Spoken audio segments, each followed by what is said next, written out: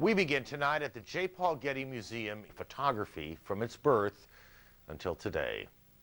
This spring, the museum celebrated with an exhibition featuring the works of 38 photographers, a list of image makers, every one of them a genius in the view of the museum's curator.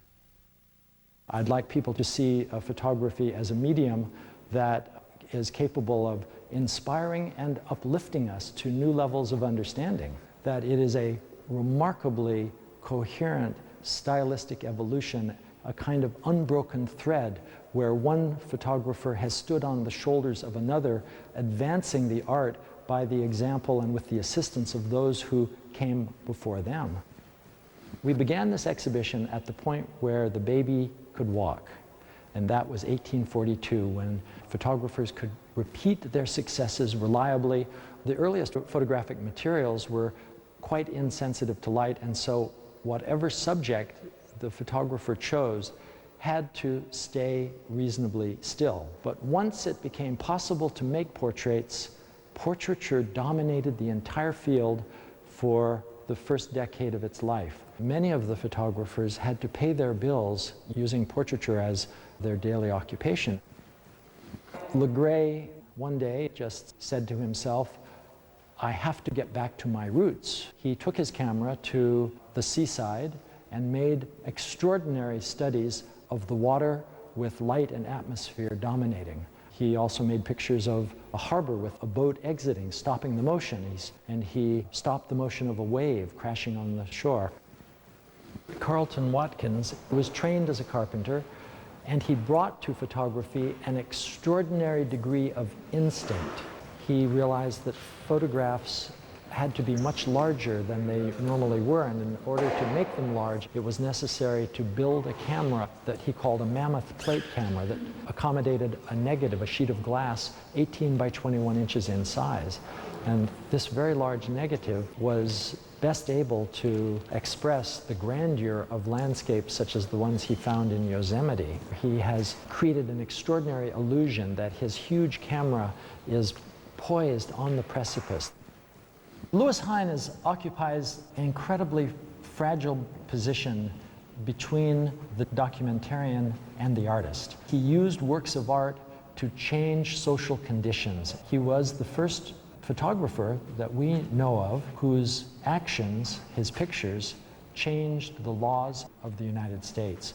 In a dozen or more states, his pictures persuaded those who made the laws to create age limits for employment and the number of hours worked and the conditions under which children could be employed, thus revolutionizing the way our country was structured. Art, the very best art, is something that always moves forward. It never moves backward. Still ahead tonight, a look back at some of photography's legends recently lost.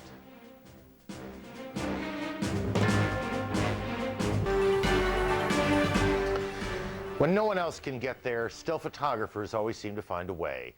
The risks they take to document their stories are often forgotten, but the impact of those pictures is rarely lost. That was especially true when we looked at the Los Angeles Times photographer Rick Loomis's work out of Fallujah this year.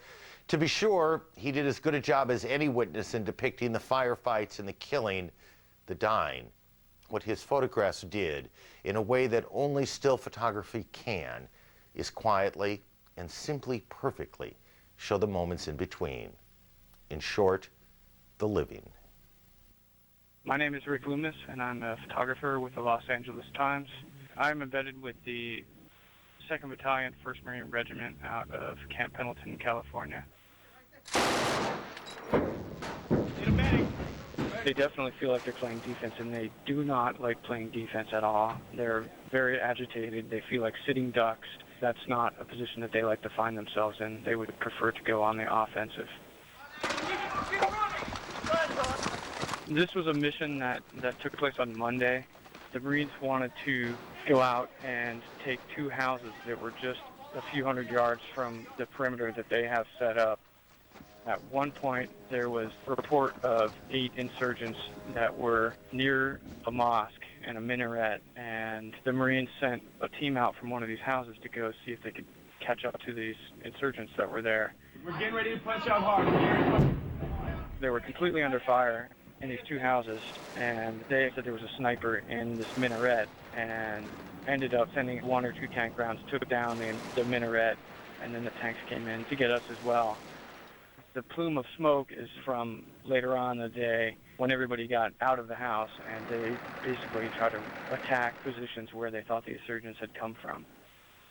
Following that gun battle, they sent a chaplain over, and the chaplain held a couple of services inside this compound where the Marines are staying. And during one of the services, a lot of the Marines held one candle and they placed it into this little mound of dirt.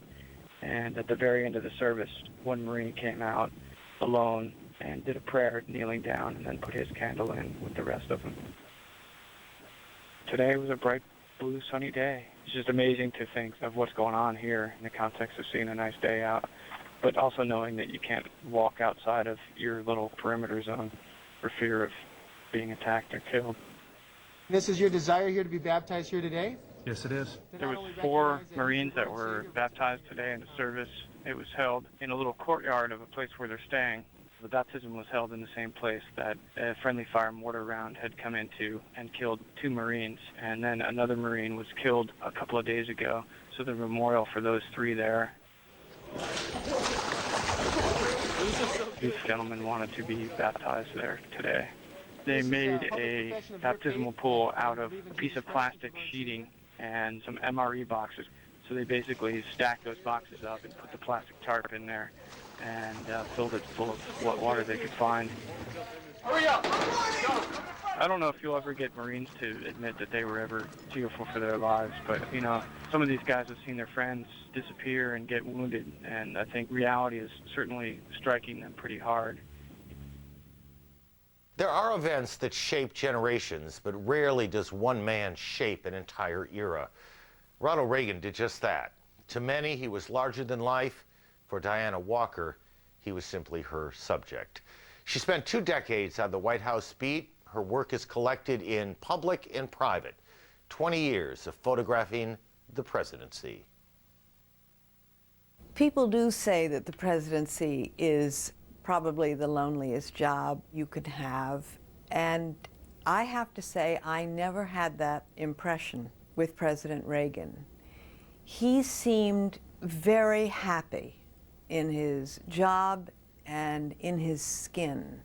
You saw who he was in public, and he was that way, in my view, in private. He stood tall. He knew how to walk into a room. He knew how to look presidential. He really did. And he also was quite stylish in the way he dressed and how he looked. And he was wonderful at putting world leaders at ease when he was in private conversation with them. The Reagan presidency, his 2 terms, this country was struck by several very large tragedies, and President and Mrs. Reagan were called upon to console many people, whether it was the families of the Marines who were killed in the bombing in Lebanon, or the Challenger families. The president himself was quite emotional in a very quiet and dignified way in those moments, and I think he and Mrs. Reagan were extremely helpful to families who were going through a horrible time. The Reagan administration was very good about setting up photo opportunities. One picture that I remember vividly was the President and Mrs. Reagan standing under the guns on the battleship USS Iowa. And you see all the sailors lined up, and you see the President and Mrs. Reagan with their hands over their hearts. It's just such a beautiful picture. It almost looks like they're going to break out and dance like you would in a Busby Berkeley musical. The Statue of Liberty was 100 years old. There the 2 of them were, looking off into the distance at this beautiful symbol of our country. And then the symbol of the presidency next door to them. This was the Reagan presidency. Later on in our program, a lesson in humility when photographing the famous, the very famous. And up next, a farewell to two men who helped make photography the art form it is. It made us all see the world just a bit differently. Said it about the Kodak camera, but he said nothing about when to press the button. A good photographer chooses the right moment. A great one chooses the best. This leaves Henri Cartier-Bresson somewhere between the best and something else entirely. How do you describe a moment frozen in time that also suggests every moment yet to come? You can't. It's like dancing about poetry. The languages don't match. So instead, just look. Cartier-Bresson was probably one of the most important photographers that ever lived. If you look through the body of his work, the number of truly special, inspirational, quote, genius images exceeds anybody else in the history of photography.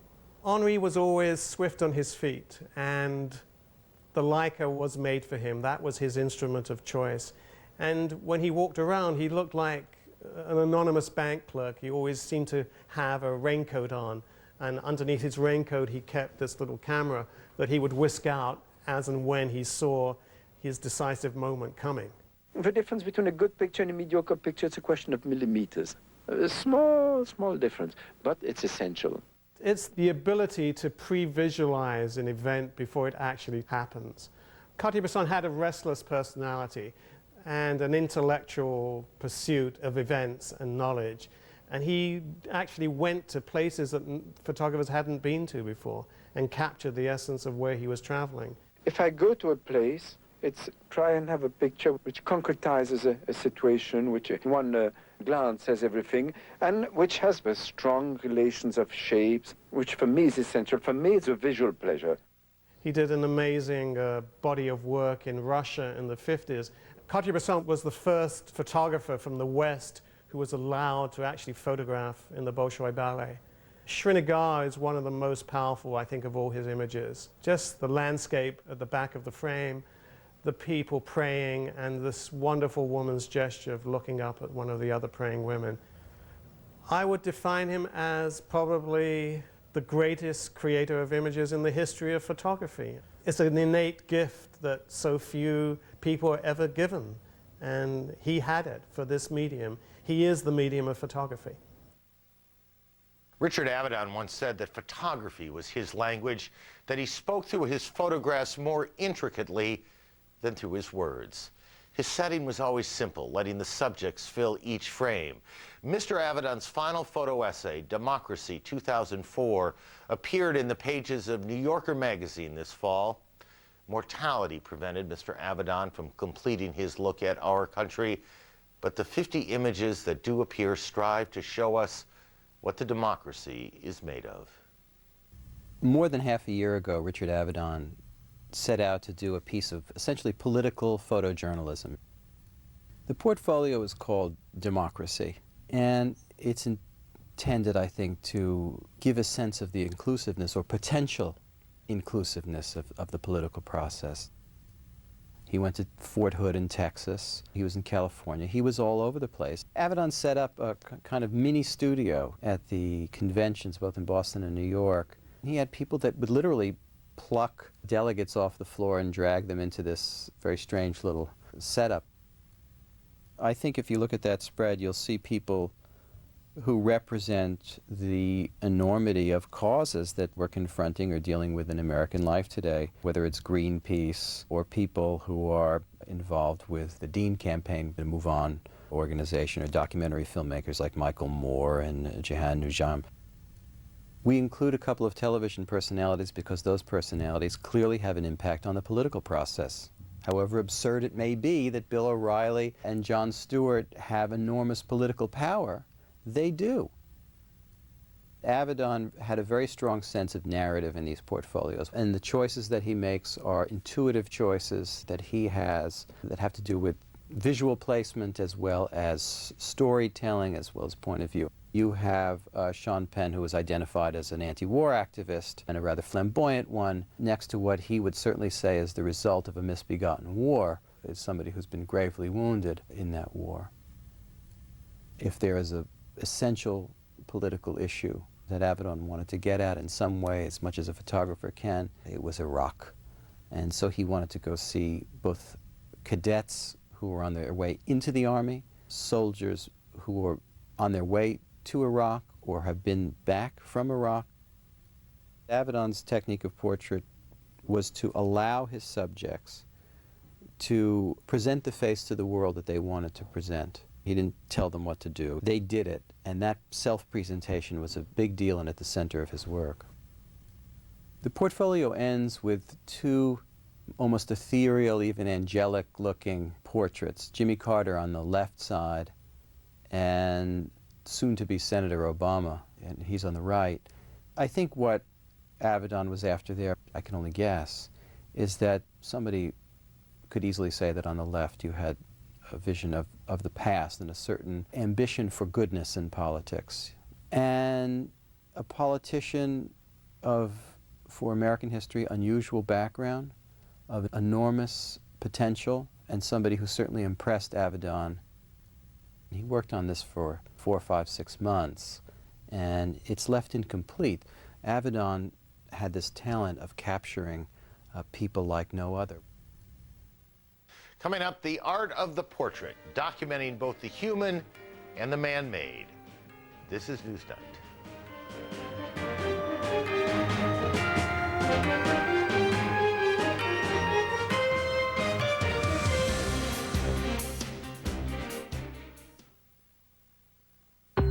There's never been a better time to talk with your doctor about Over the last decade, his first big assignment, Anthony Hopkins. When his nerves started to get the best of him, Plutin, as he tells the story, tried to cancel the shoot. Mr. Hopkins pointed out to him that a little respect and a little humility can make your subject appreciate you all the more. A lesson the photographer says he now carries with him to every assignment. Platon's Republic has been an amalgamation of all my favourite portraits and documentary pictures. It's sort of like channel surfing through contemporary culture. I really wanted to convey what it feels like to go to the White House, to go to the mayor's office, to go to City Hall, what it's like to talk to Al Pacino. It's my job to meet fascinating people, interact with them, record my findings on film, and then present it to people to show this is what I feel it's really like to meet this person. I am in love with Pammy, there's no doubt about it. On the day of the shoot, I remember that we had racks and racks of couture dresses for her to wear. I left the studio, I ran to the nearest store and bought a $20 American flag. They wrapped it in a brown paper bag, and I rushed back to the studio and I gave it to Pammy and I said, you know, I don't want you to wear any of these dresses. I want you to wear what's in this bag. And she opened it up, and within seconds she knew exactly what I wanted. She's an American icon. It doesn't get more American than Stars and Stripes and Pammy. Ironically, she's Canadian. I was asked by John Kennedy Jr. to photograph the congressmen who all fought in the Vietnam War, and they wanted to do it at the memorial in Washington. What I was struck by was that the surface of the marble was so shiny that when you look at the names of all the poor soldiers that lost their lives in the war, you're actually also looking at the reflection of your face at the same time. I lied down on the floor as they all arrived and asked them to literally stand around my head. So what it creates is this circle. It's almost like the circle of memory or the circle of trust. I'm fascinated by mannerisms, what makes somebody tick, what goes on inside their mind, how their body language expresses their feelings. Once in a while, I'm confronted with someone who has incredible visual flair, and Michael Stipe was one of these people. In a way, he did all the talking with his mannerisms and with his body. And it doesn't really matter whether it's, you know, an everyday person on the street or a president of the United States. I have to be honest, I've never met anyone who had the charisma that Clinton has. I really wanted some of the Clinton magic, so I leaned forward and I said, Mr. President, will you show me the love? And I remember he put his hands on his knees and he smiled the Clinton smile, and I got it on film. There's no room for two egos in my studio. If I go in humble, then that allows me to fill my space with the person's personality I'm photographing. They walk in, they have a camera pointed at their face in this hyper-real situation. Even though it's only 15 minutes, they are very aware that everything they do, every gesture they make can be recorded forever. So they do get nervous, and it's my job to break the nerves, to break down the barriers very, very quickly, so that suddenly all these wonderful, instinctive gestures and mannerisms come alive. The job of the photographer, specifically the portrait photographer, is to capture the true spirit of his or her subjects. Do they smile or wear a hat? It takes more than this, of course, to make a memorable picture. The great photographers reveal layer after layer in a single flash. That's what two photographers have done in their most unusual book, titled Precious. Normally we're commissioned by people to shoot specific things, a specific way, at a specific time. Precious is the actual person playing themselves, and hopefully this gets you one step closer. So we decided to have them participate a little more and ask them what they wanted us to photograph. In this, we wanted to get their essence, get the soul of the subject, the part that they had picked, and make it look precious. And it's people that are eminent in their field. It could be an author or a chef, a movie actress or actor. And our intention in Precious was actually to emphasize the diversity, to have a very A-level or A-list celebrity, and then to have a chef and the best cardiologist. Tony Hawk gave a really interesting quote, and he said, "I choose my scars because they're my stories." And I think of the same thing with Twyla That's Tharp. true. Big toes, yeah, sort of stick out like that. It's unbelievable. And that apparently is what happens to virtually everybody's feet when they wear those ballet points. Danielle, who, when we arrived at the restaurant, he said, "My tongue, it's just definitely my tongue. That's the essence of cooking, is my tongue." This book isn't a vehicle to show photographs. It is an entity in itself. It is precious. We really wanted it to be a gem, precious. That's why we used the gold, which is why we used the graphics.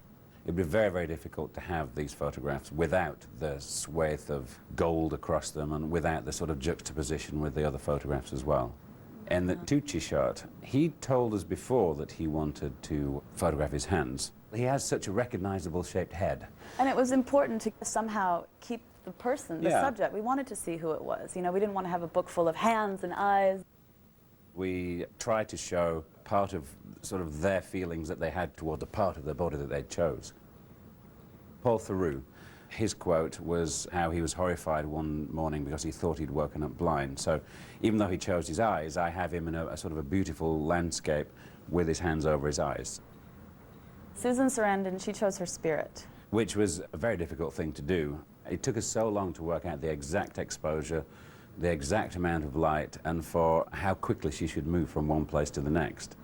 Paloma Picasso. What an elegant woman. Yeah, she chose her shoulders. I think actually that was a bit of cheating because that was her husband's favorite part. It was just the essence of her. It's sort of an abstract photograph, harkening back to perhaps her dad. That's actually one of my favorite pictures, is the David Copperfield picture. I think it sums up Precious in a nutshell. It's the elements, the graphics, and just a little hint of David Copperfield. We really do try to show the truth of the person, the essence, the soul of the person when we photograph them. So Precious is the actual person playing themselves, and hopefully this gets you one step closer. It tears away one more layer.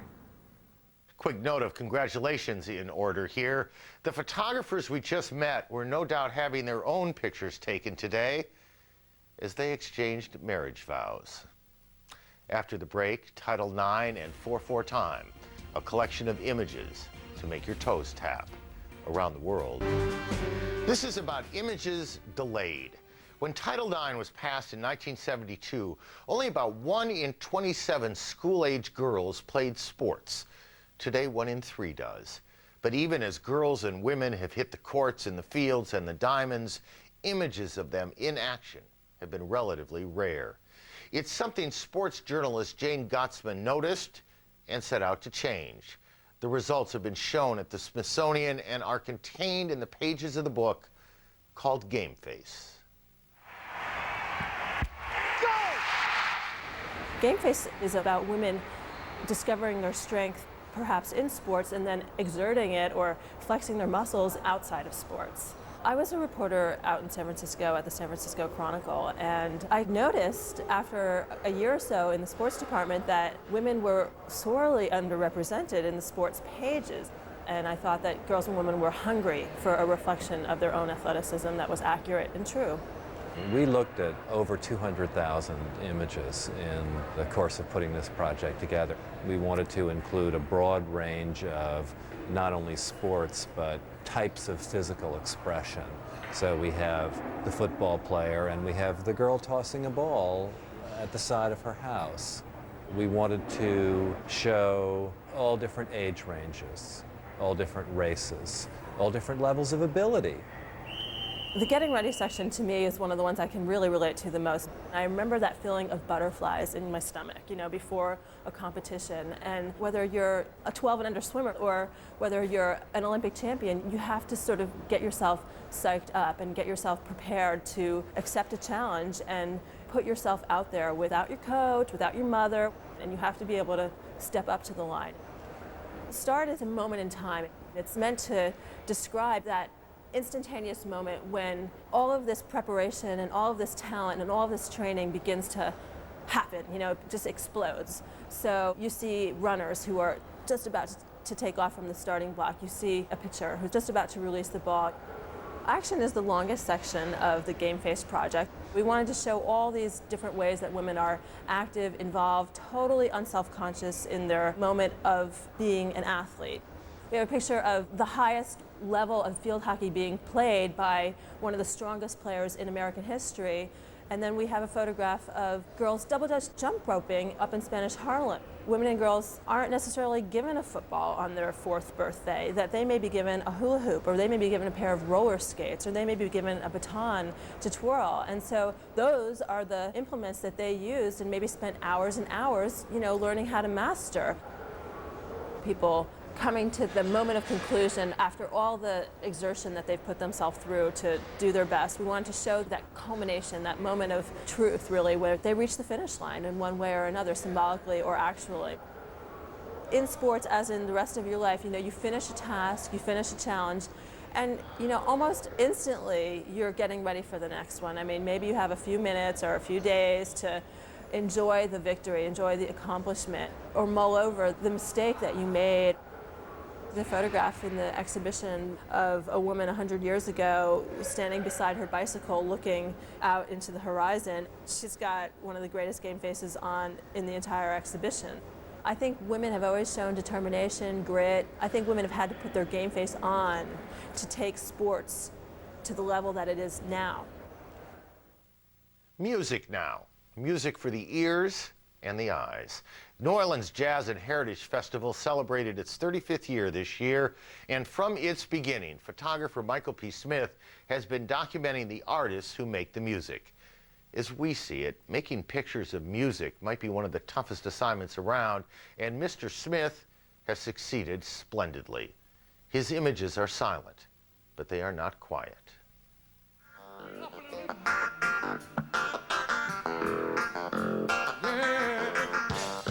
2004 is the 35th anniversary of the New Orleans Jazz and Heritage Festival. It started in 1970 in a little square downtown called Congo Square, which is the birthplace of African music in North America. Mike Smith has been a part of Jazz Fest the entire 35 years. Mike Smith is really the chronicler of this culture. It's a fool's game. He's sort of a laid-back, quiet fellow. Doesn't go out and push his work. Jazz is the only true, really uniquely American art form. And here we have Michael, who has done this wonderful documentation of all these people. We came up with the idea this year to have our 35th anniversary through the eyes of Mike Smith. Outside at the festival, all around the grounds, we have these kiosks, and they're called Mike Smith Memories. The people who are at the festival are just like us and just like Mike Smith. Many of them have been here 10 and 20 years. My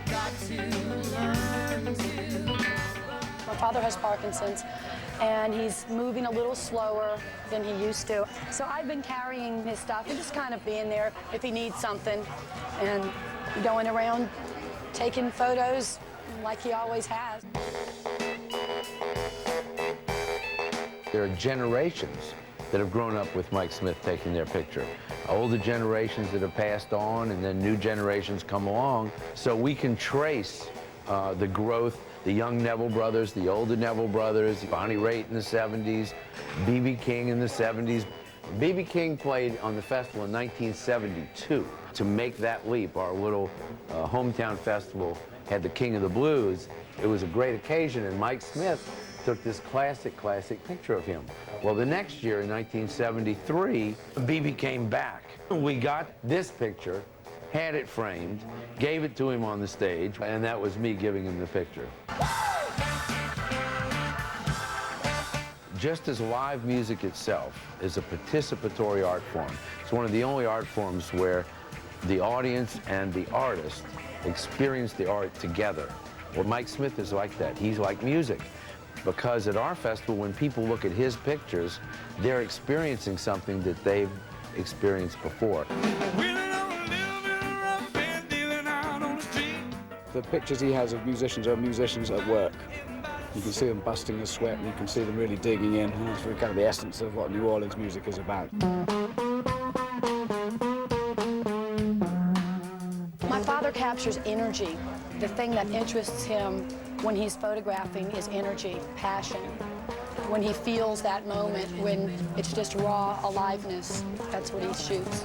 He feels that what he's capturing is what's special. Maybe in his secret heart he understands how amazingly important all of this is, but I think ultimately for him, he just wanted to make sure that someone knew that there was a record of this amazing, wonderful culture we have here, you know, and that someone would know.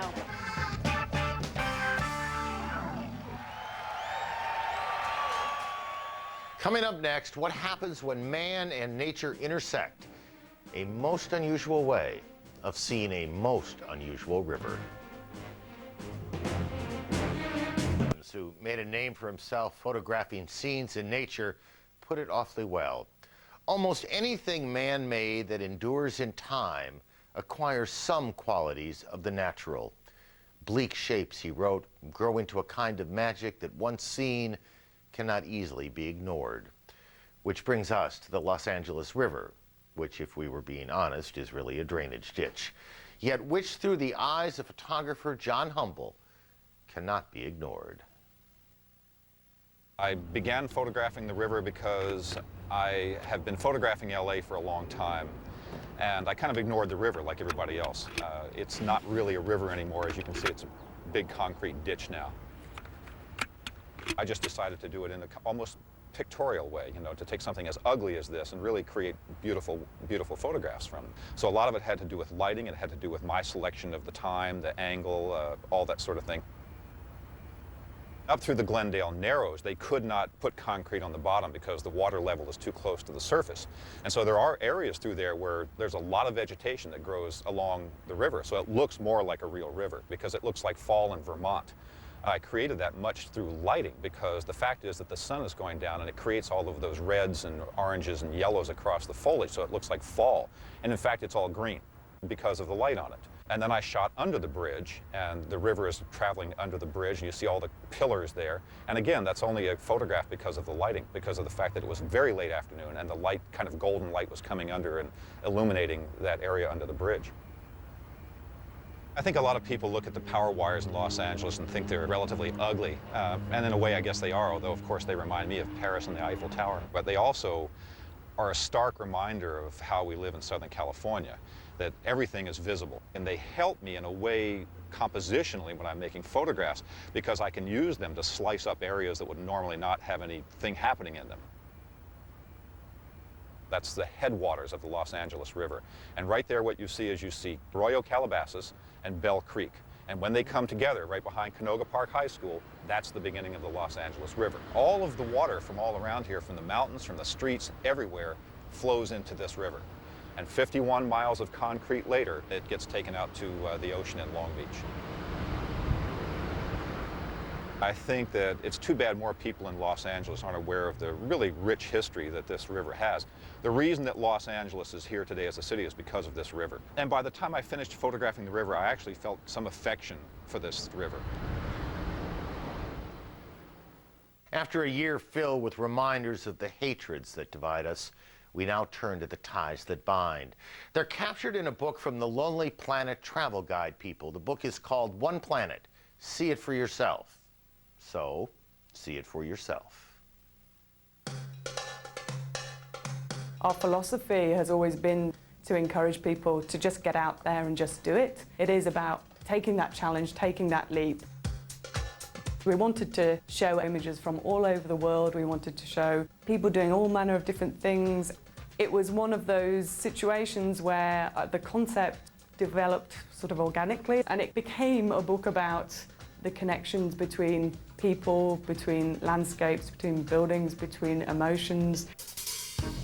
There's a crowd shot in Italy and a crowd shot in India.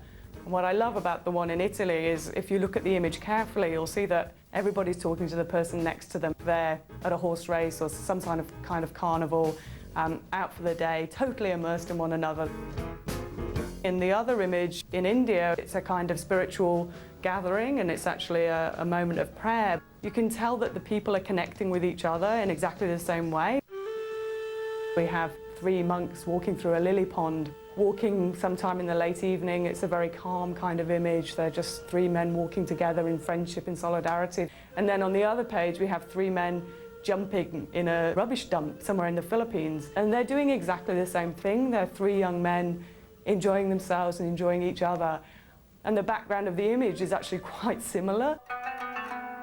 This was a pairing that was between an ancient medieval temple in Rajasthan in India and a much more contemporary temple in Kyoto in Japan. There's a colonnade, pillars running through both images, the red on the left, the white on the right, and the person walking through at exactly the same spot. So again, it gives you a sense of the universality of what we do wherever we are, maybe experiencing exactly the same things. Sometimes it was simply the way that the images looked the same. So we had in one pairing some drums lined up against the wall, and then on the other side we had some pots of dried paint, and they took the same shape. So often the connections were about the similarity in the way things look, and then on other occasions it was about the similarity in landscapes. You talk about the canyons of Manhattan or Michigan Avenue, and you can see that in fact the way that light carves out shapes is just the same in the Grand Canyon as it is on a skyscraper. So it was really trying to say, you know, when you actually look at things, look at them as though it were with a fresh eye every time. You imagine that in some way they're probably experiencing quite a similar thing, a similar emotion about the challenge of conquering something on your own and about being out there in the sort of vast and amazing space of nature and being really on your own, challenging nature in that way. What I really want is for people to read this book, to take some inspiration from it and to get out there and do things that they wouldn't perhaps have thought they could do or would be too scared to do, and really just take the risk, take the challenge and see the world for yourself. Truth be told, there is little on the program we are more proud of than the fact that we took still photos and brought them to television in ways that no one else has. It took a little bit of risk to try it and an awful lot of talent by our producers to pull it off. And when we string it all together, as we did tonight, we are especially proud. We can hardly wait for next year's batch. Have a great New Year's and a good night from all of us at Newsnight.